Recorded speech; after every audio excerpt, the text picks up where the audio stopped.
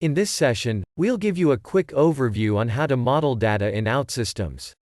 We'll start with an example data model, and show you how entities are mapped to the database. When we think about modeling data for an application, we need to consider it's going to contain information that has value for the business.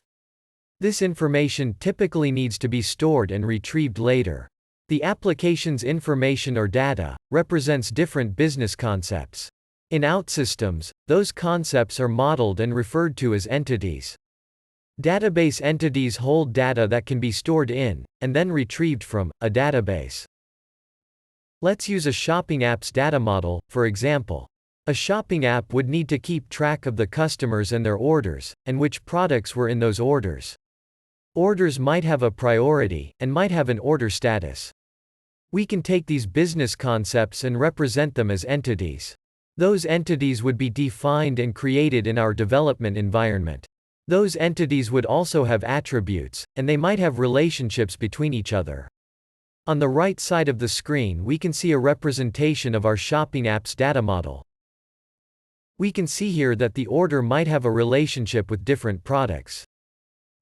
We also see that the order would be placed by a customer. And the order has a relationship with its priority and its status. Among other attributes, the order has a due date and a shipped on date. So, these attributes will represent all the information relative to an order.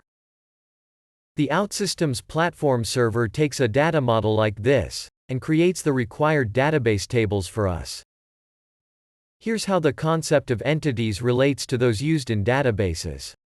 An entity in OutSystems will become a database table. An entity can have attributes, which in turn have a type. It may be date, email or any other available type. Attributes are essentially database columns. Entities will end up having identifiers, which are primary keys in the database table. Entities can also have references to other entities, which we define through reference attributes. And those are foreign keys, in the database.